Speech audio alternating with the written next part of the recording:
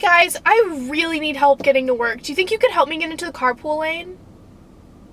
Okay, great, thank you. I owe you big time.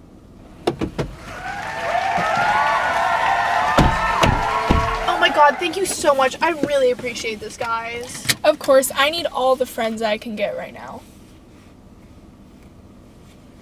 So, Germany, do you have any song requests? Yes, I love the German national anthem. Would you mind playing it? Sure, I'd be... That song is horrible. Yeah, I'm not listening to that trash.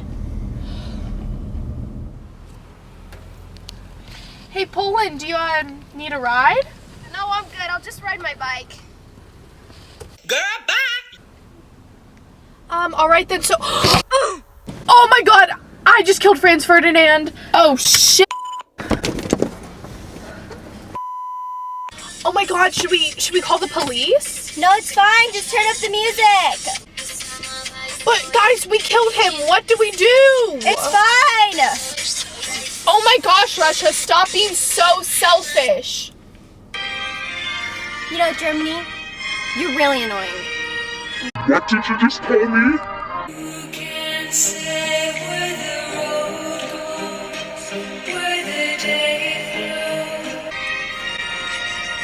Okay, so on that note, we're gonna go to commercial break. Oh my god, I don't get paid enough for this!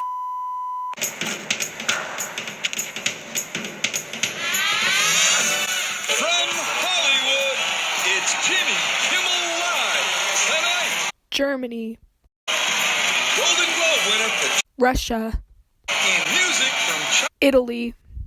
Now, look at this. Here's Jimmy Kimmel.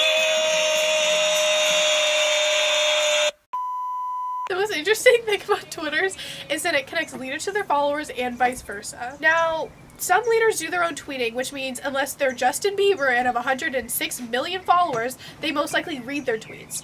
Now, this can be either good or bad, and on the show we like to focus on the bad, so let's start reading some tweets.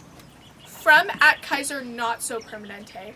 Sometimes I just wish our beloved Kaiser would choke on his mustache, or maybe make some real friends who won't leave us the first chance they get, just like his first wife and most of his children. Hashtag take us with you, hashtag hell is probably better than this. From @BigMama Russia. Tsar Nicholas II is the opposite of Saint Nicholas. Instead of giving us presents, he takes everything away, from our sons to our food. Maybe someone should learn when to take food away from him.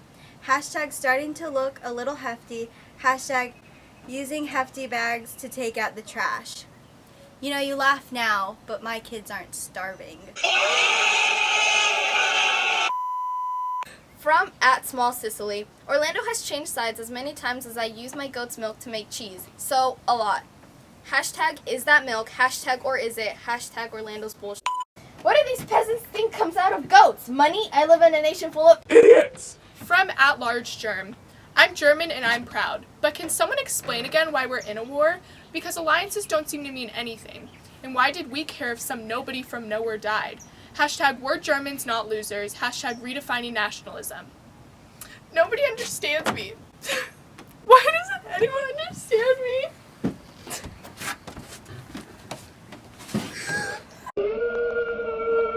Okay, folks, so on that note, let's go to a lighter topic that maybe doesn't make these leaders feel like they're part of a lost generation. Because, let's face it, we're the only ones that are lost.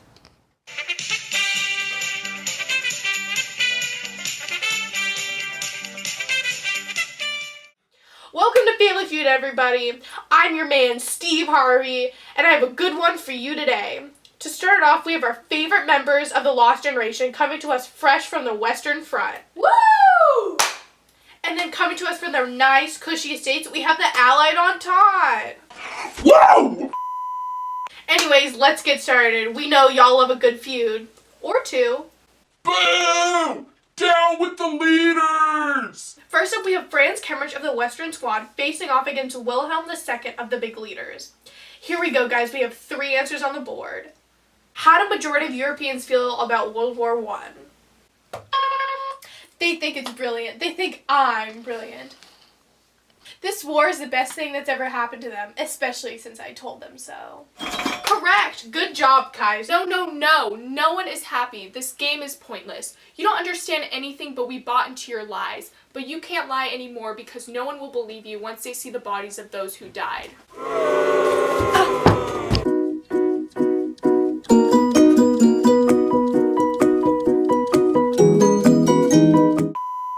So, moving on, we have Kat versus the glorious Tsar of Russia. What is the best weapon for mass destruction?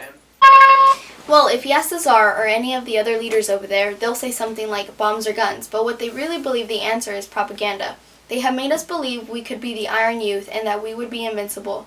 We are not youth any longer. We don't want to take the world by storm. We are fleeing. We fly from ourselves, from our life. We were 18 and had begun to love life and the world, and we had to shoot it to pieces. He made you believe he was cool, but really, he's just a little... What did you say, you little I mean, ignorant little soldier.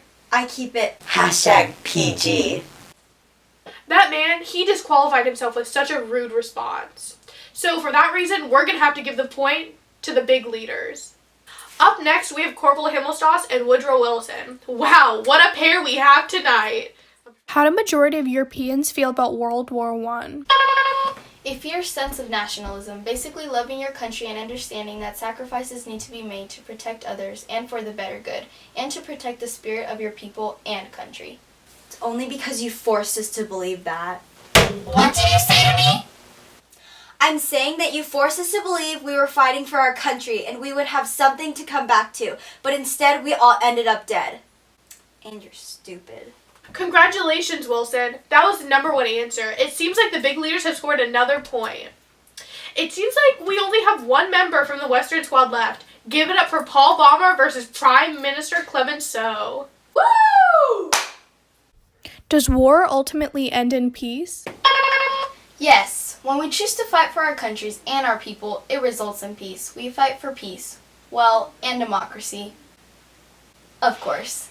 You will always fight for peace, but fighting it all is the opposite of peace. You don't even know what peace is. Plus, you don't even fight your own battles. I bet that within 25 years you will start another conflict. Will not. Will too. Will not. Will too!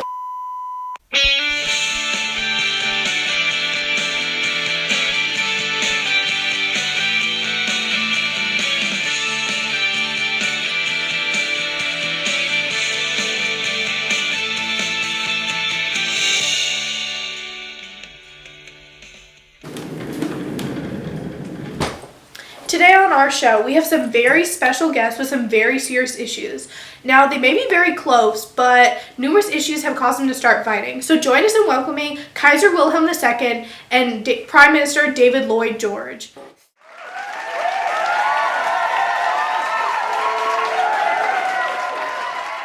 So Kaiser, all this was started with a simple hit and run that killed Franz Ferdinand, correct? Well, yeah, but it's a little more complicated than that, but we just won't get into the details. Do you have a different opinion, David? I mean, yeah, this all started because some idiot got hit by a car, but Germany had no need to get involved. Then obviously we felt threatened because we can't be seen as weak because we are a very strong empire. Now, David, what exactly do you think is coming between you and Wilhelm? You seem to have a very functional relationship for years, and he seems like a very kind man.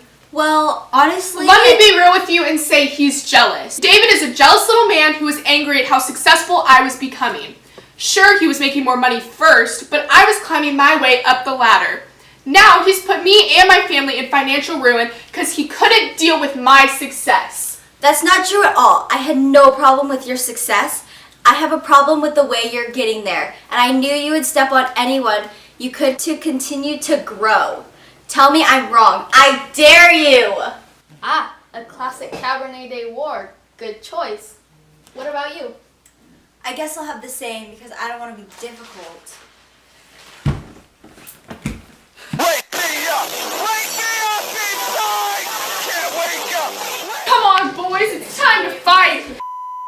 No, not again. We always see it too late. Why do they never tell us that you are poor devils like us, that your mothers are just as anxious as ours, and that we have the same fear of death and the same dying and the same agony?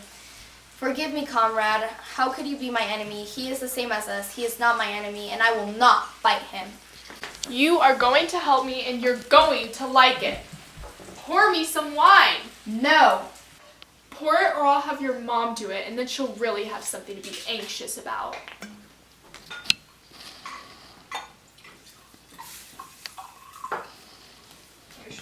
To everyone watching, we don't fight for the sake of fighting. We fight to make our great nation even greater and for the hopes and futures of our families.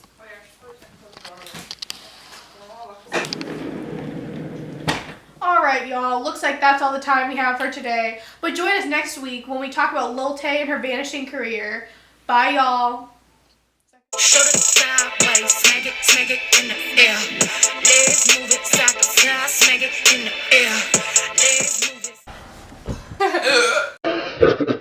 Shut up, please! Go down. I need to pee really bad. That's right, ladies. What did you say to me? David is a jealous little man who was angry and has Turn the camera like Yeah, Where's your mustache? it's like it's gonna make her not laugh. like